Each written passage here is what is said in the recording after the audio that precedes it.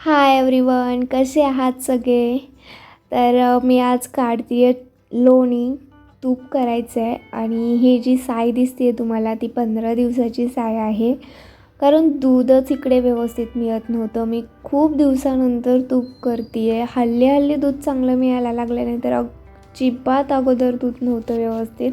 आणि साय निघत नसेल तर तूप काय काढणार? त्याच्यामुळे मी खरं तर खूप दिवसानंतर तूप काढते आहे. आणि बऱ्याच वेळा यूट्यूबवरती मी बघितलं की बिटरनी लोणी काढतात, तर म्हटलं बघावं, आपण पण ट्राय करावं.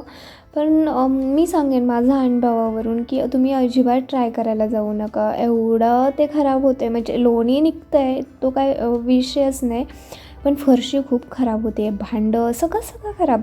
आपल्या मिक्सरवरती केलं ना तर भांड्यामध्ये काय सगळं असेल ते एकाच भांड्यामध्ये होतं, त्याच्यामुळं बाकी खराब व्हायचं काही प्रश्नच येत नाही.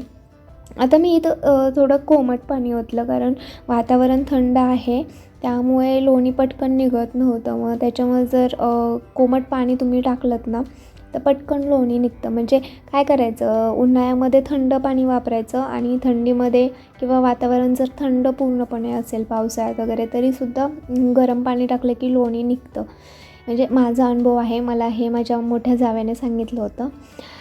तर बघा लोणी निघतं आहे तर खरं म्हणजे भरपूर छान निघालं.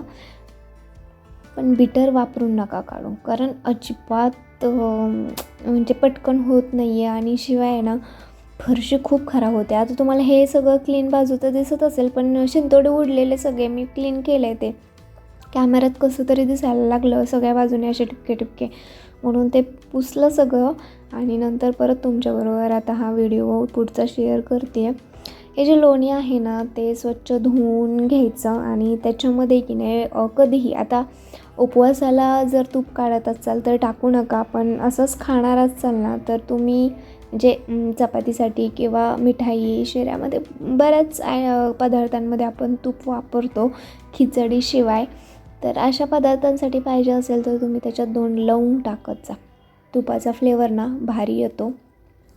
तर मस्त झालं आहे 15 दिवसाची साई आणि त्याच्यातून एवढं तूप झालेलं आहे. आणि हे तूप ना मी खूप दिवसानंतर करते, अगदी 1 वर्षभर तरी मी केलं नसेल तूप, दुधाचा प्रॉब्लेम असल्यामुळे.